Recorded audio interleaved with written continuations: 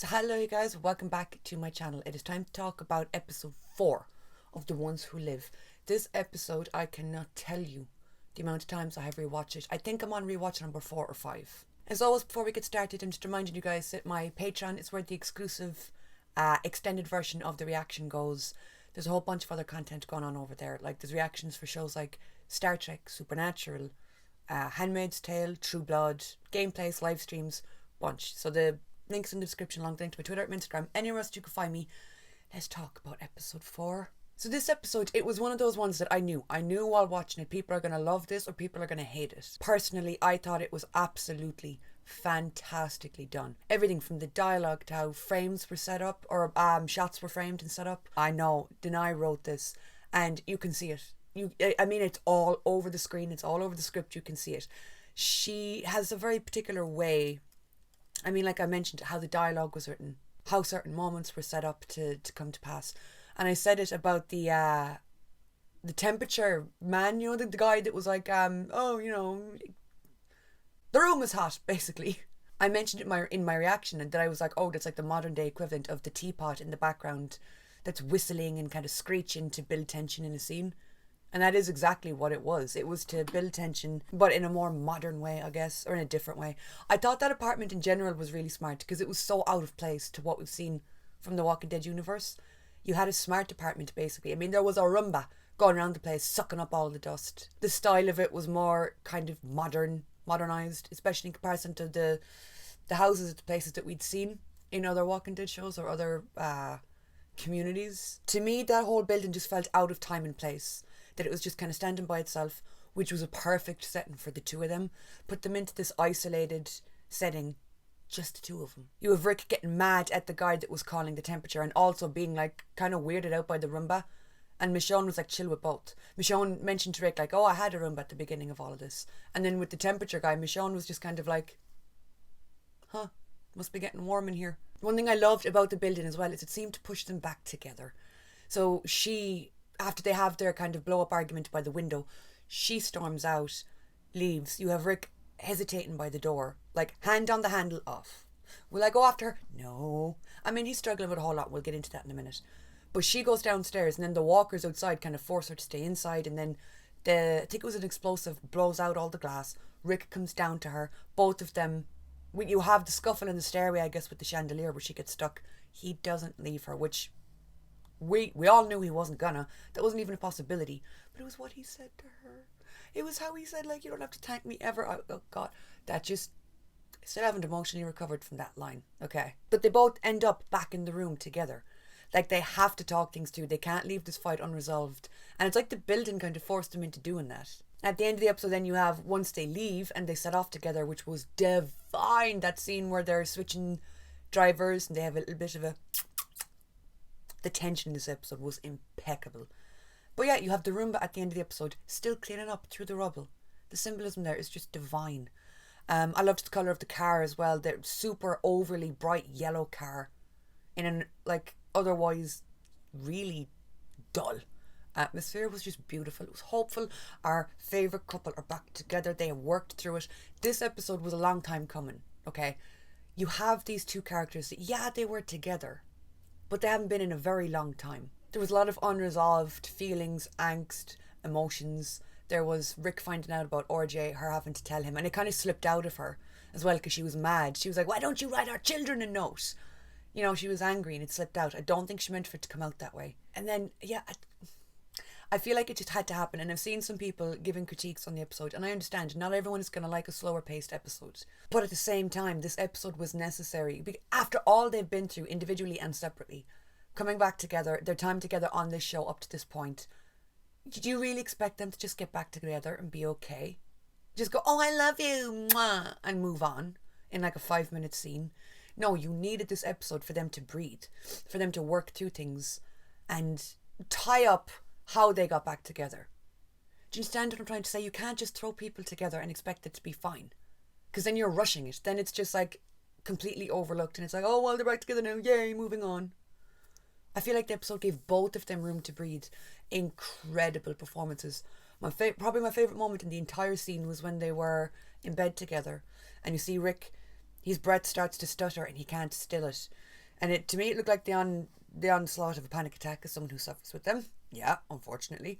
And that moment where she takes his hand and just puts it against her chest, like, I'm here. We're here. Oh. And I think it's beautiful as well, because both of them have had to be strong for so long on their own that they have to learn to be together again. They have to learn how to trust each other, how to put that in someone else. And you see that when both of them, I think they both stab a walker through the eyeballs, and both of them are like, I had it, or I got it. They're both so used to having to be viciously individual and have your own shit on lock that they have to learn how to trust and lean on someone else again.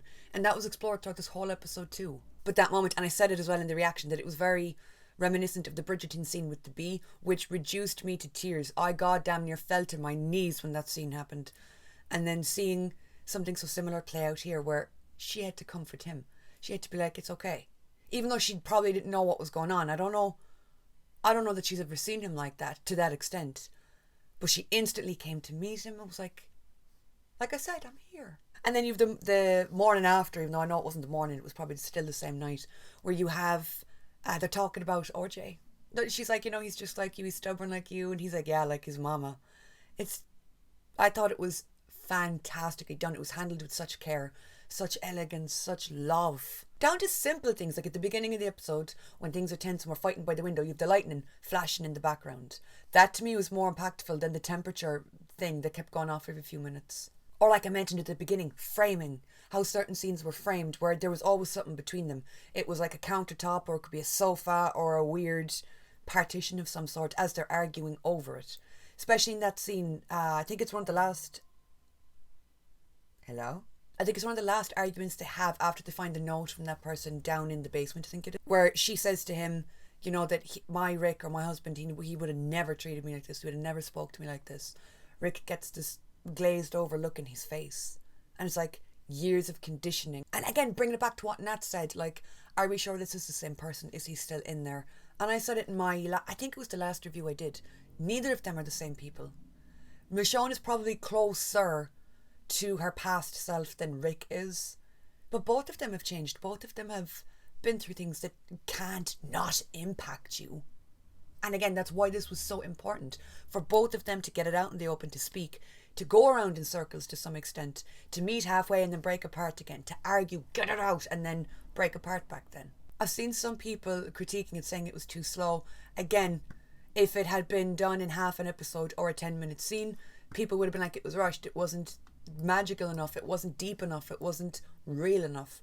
I think they really hit the nail on the head with the pacing, with the writing, with how it was portrayed, with both of them being kind of uncertain and frustrated with each other, because, like I said, did you expect them to just fall back together and be like, oh my god, everything's great now? No, it's a relationship, there's nuance to it. Of course, talking about Carl then, bringing up Carl, oh my god, when she smacked that iPhone all carved up with Carl's face into Rick's hand,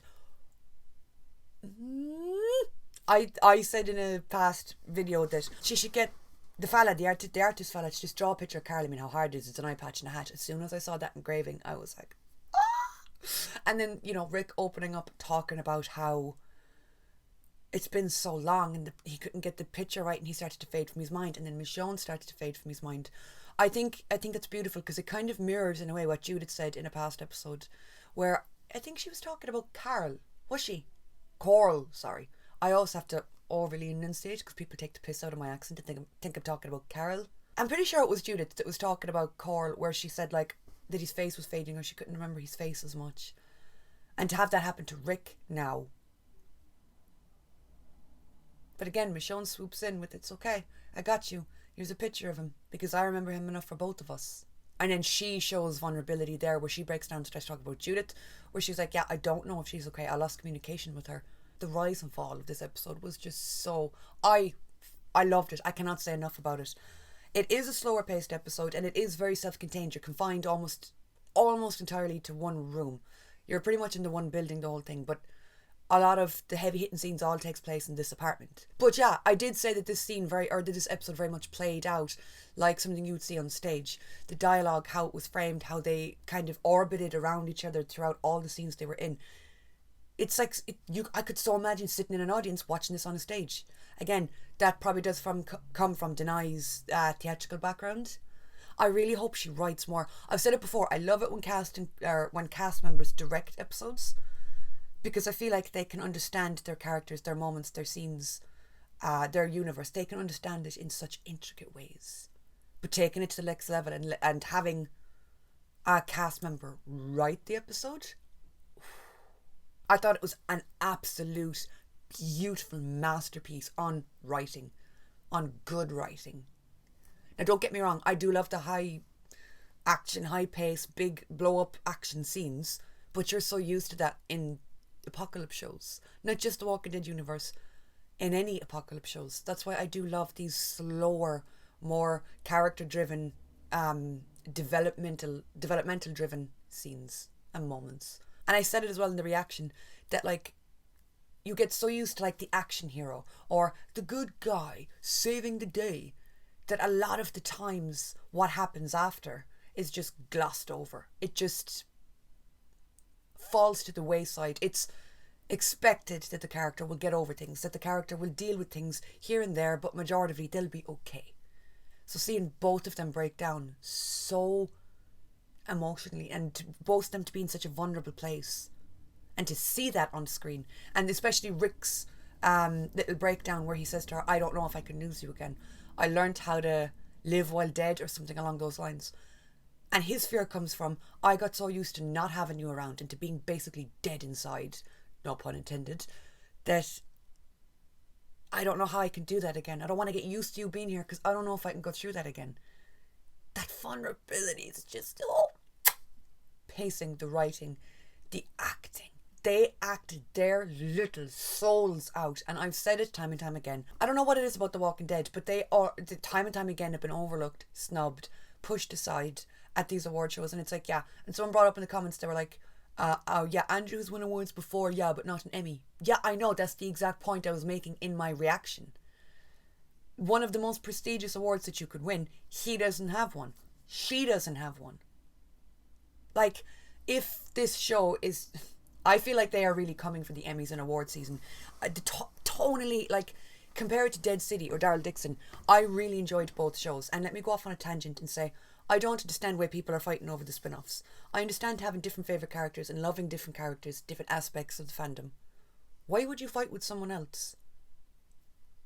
Just for liking a different side of the universe, a different aspect of the universe. And again, I get, like, preferring some shows over others. In my opinion, The Ones Who Live, it is the best spin-off, and it is maybe even rivaling some of the strongest seasons of The Walking Dead. I think a big part of it could be because it's Rick and it's Michonne.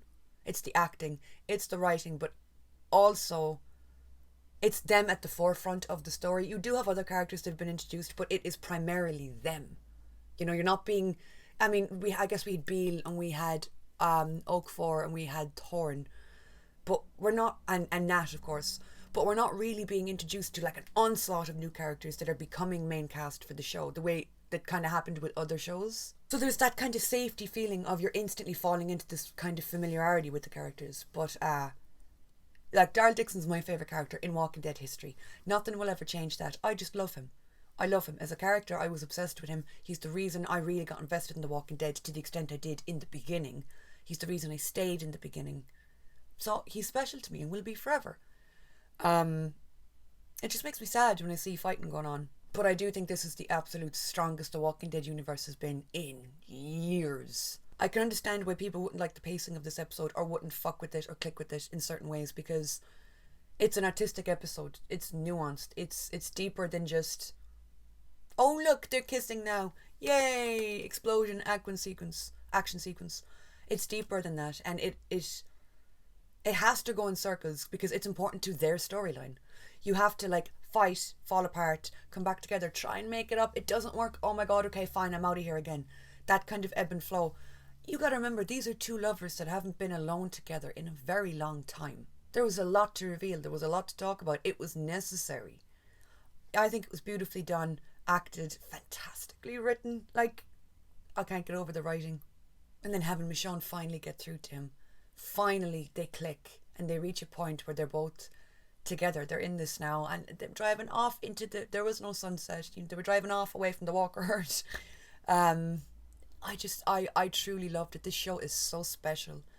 It is so incredibly special, and I do think that they really are aiming for like recognition among their peers. The show I'm talking about now, not Rick and Michonne. Rick and Michonne they don't have peers, they don't have equals, they're on their own playing level. They are each other's equal, if you will.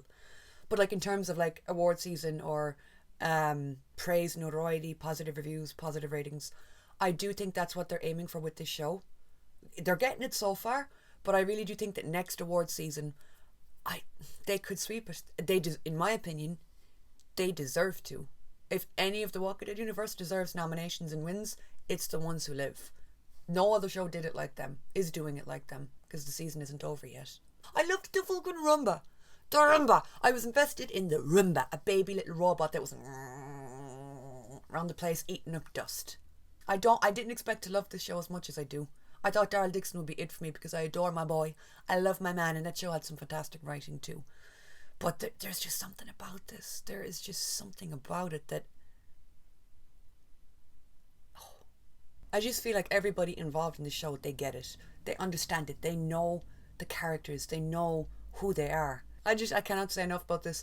And I think it's because as well, I was so excited for it, and we had to wait so long for it, that the expectations were so high. They were so astronomically high. They were so up there that it was kind of like nerve-wracking when the first episode came out, because it was like, is it going to live up to the expectation? Is it going to do it? Is it going to do it as well as I hope it's going to do it? And like so far, them finding each other, their journey to each other has been explained. They had their whole reconciliation episode where they get together, they talk about things, they work through things, they fight like any normal couple would. Every couple fights. Seeing that side of it, seeing the struggle, seeing them try to come together and level and fall apart again, and then try and come back again and then fall apart again, seeing them disagree on what they should do. It was just so beautifully done, and the show is everything that I'd hoped it would be and way more. I was saying it throughout the episode as well that it was difficult because I saw both points of views. I got where Michonne was coming from, and I keep saying it as well. Like when she first left Judith and RJ, I was like, what are you doing leaving your kids, like going looking for him? But then you take a step back and you realise she left her kids with somebody who she trusted, with a community that she trusted. She's lost contact with them.